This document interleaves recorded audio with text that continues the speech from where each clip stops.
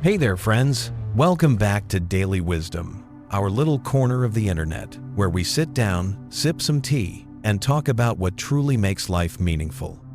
I'm Ethan Sage, and for years, I've been diving deep into personal growth and philosophy, drawing inspiration from the profound wisdom of Marcus Aurelius and the Stoic way of life. Today, I want to share something special with you: 5 life mistakes that can throw us off course, but if we avoid them, they can transform the way we live.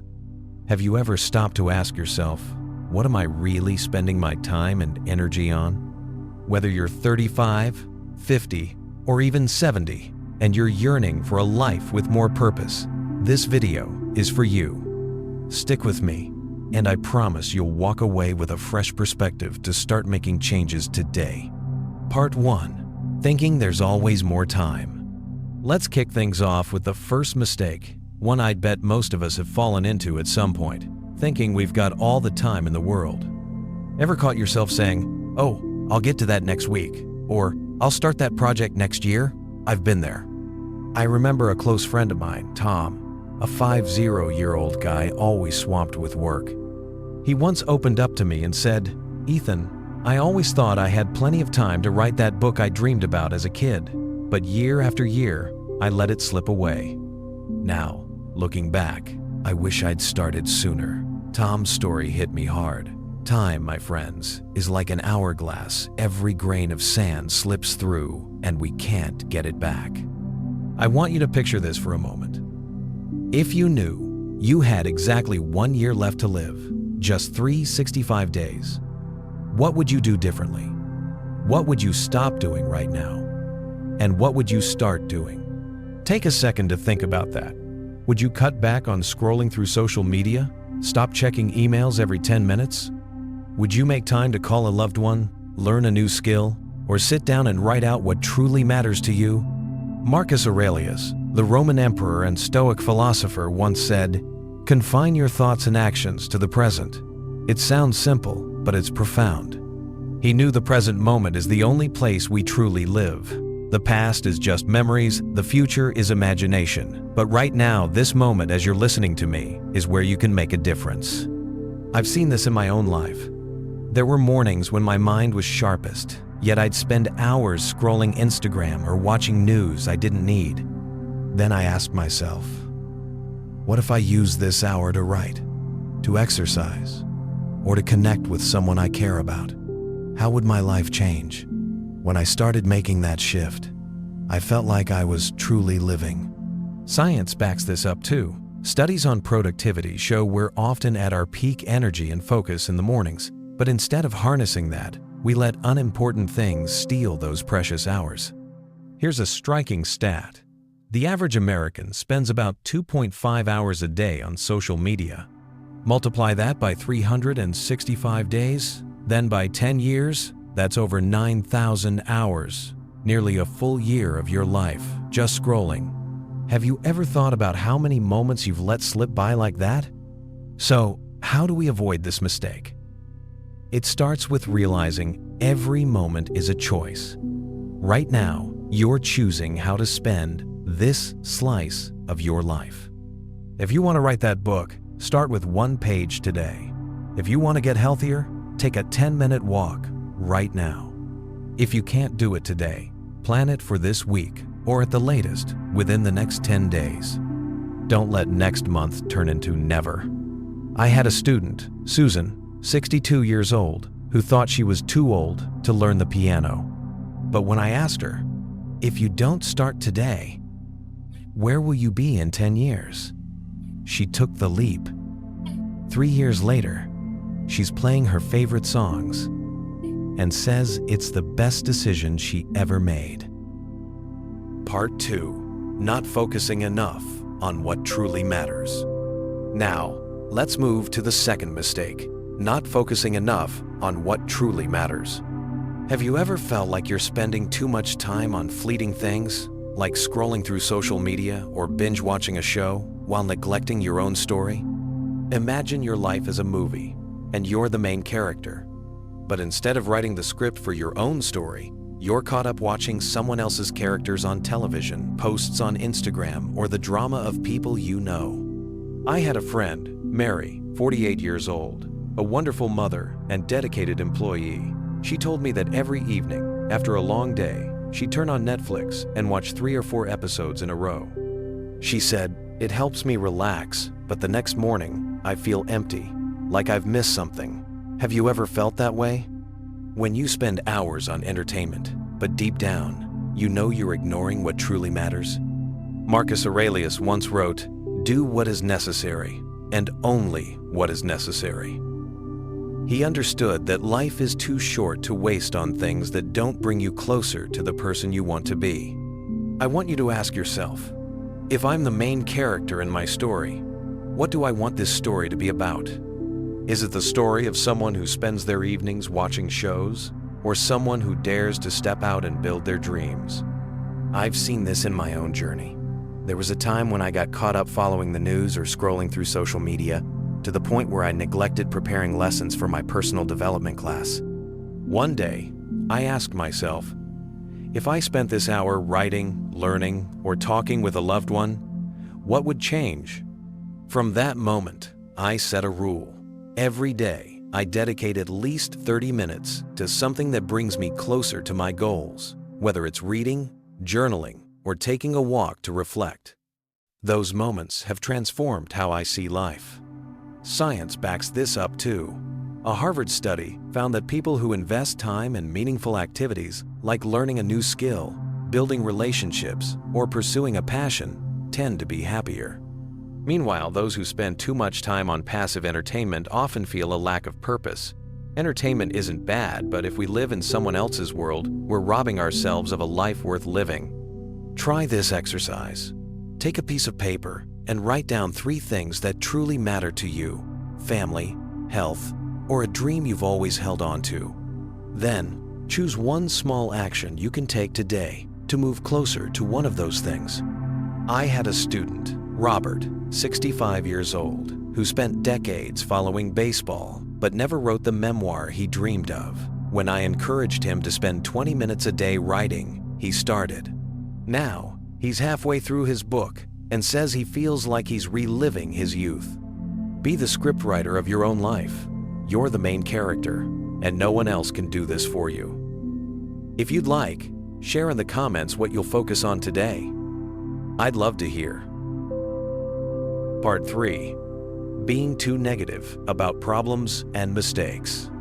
Next, we come to the 3rd mistake. Letting negativity about problems or mistakes paralyze you. Have you ever felt like a problem was so big, so overwhelming, that you just wanted to give up? I've been there. Years ago, when I started teaching personal development, I faced a major setback. A course I poured my heart into didn't attract any students. I thought, I'm not good enough. Maybe I should quit. Have you ever felt like that, when a mistake makes you think you can't go on? But then I remembered Marcus Aurelius' words. You have power over your actions, but not over the outcomes. Do what's within your control and accept the rest. Those words were like a spark. They reminded me that it's not about the size of the problem, but how I face it. Instead of trying to lift the entire boulder at once, I learned to break it into smaller pieces and focus on the next step. Imagine your life as a mountain you're climbing. The peak is your goal: happiness, success, or peace. But along the way, you'll encounter rocks, steep slopes, and storms.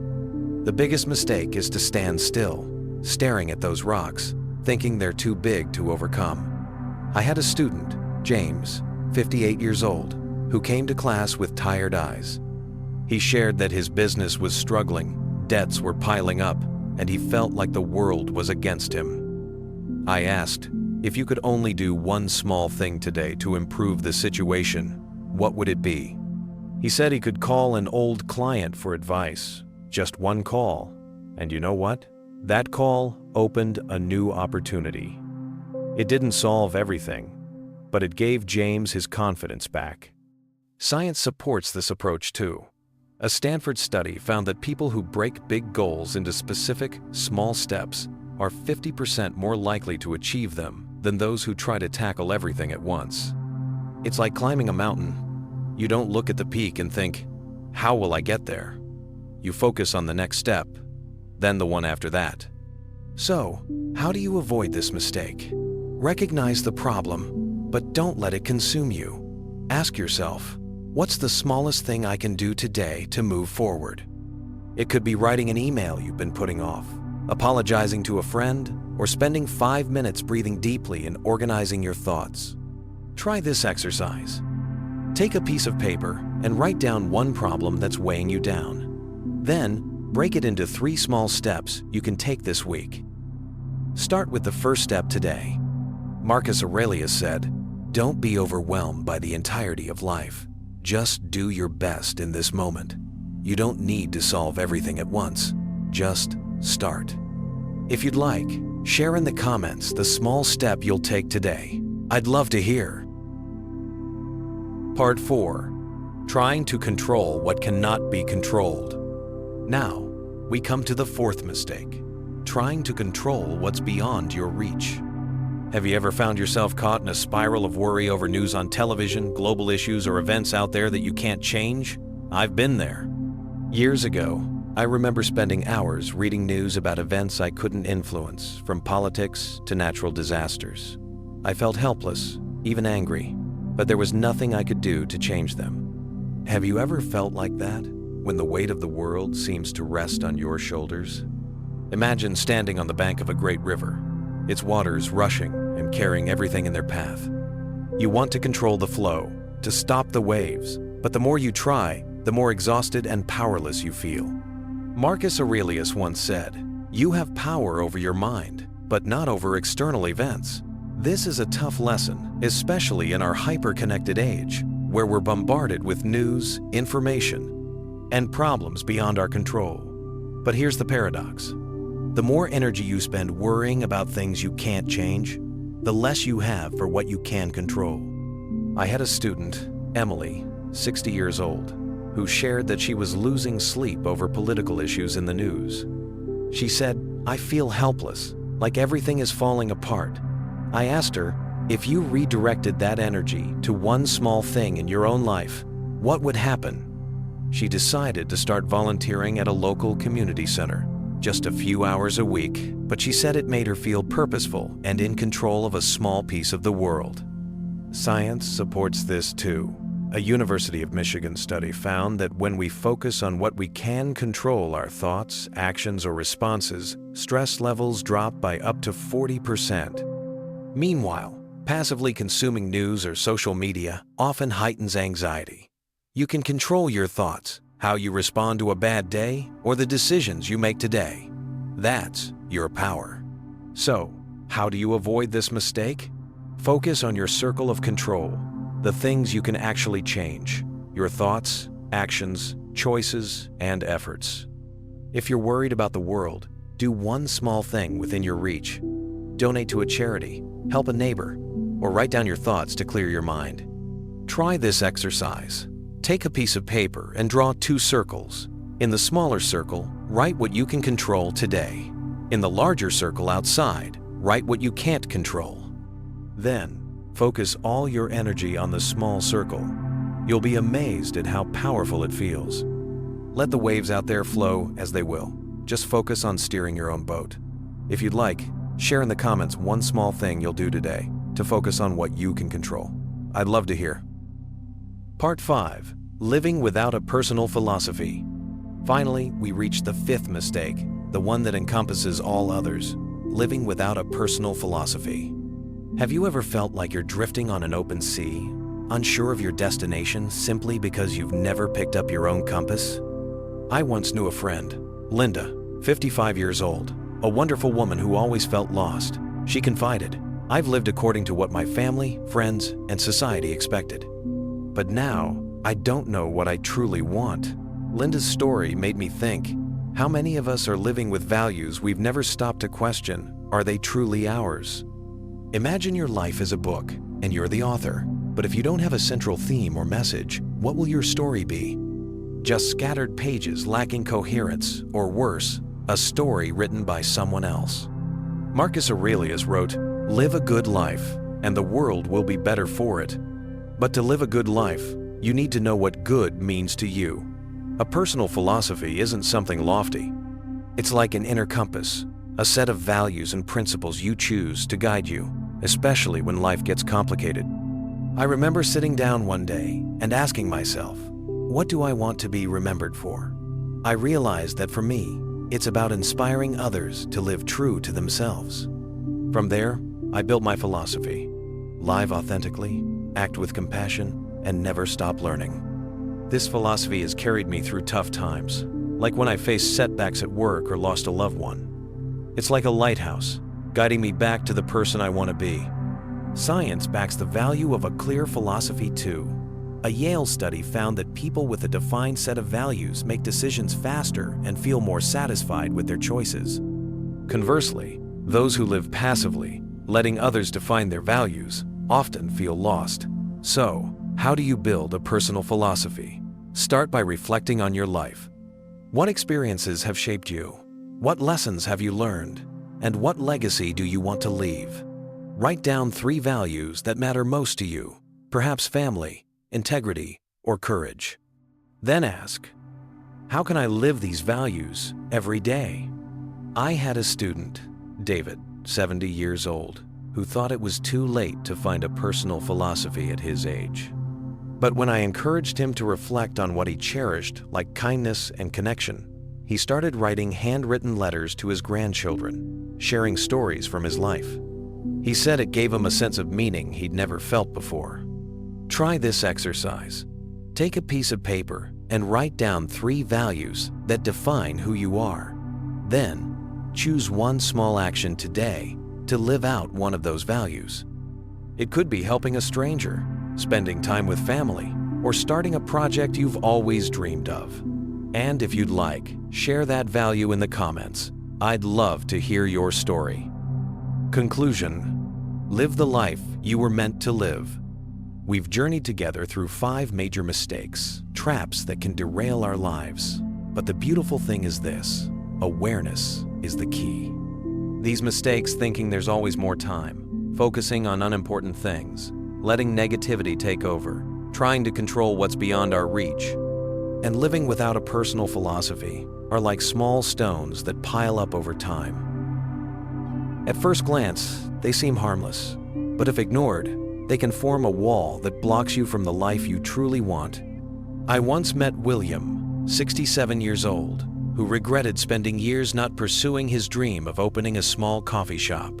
He said, "I kept thinking I had more time, but looking back, I wish I'd acted sooner." His story reminds me that regret is not something we want to carry to the end of our lives. But here's the good news: you can choose differently, starting today.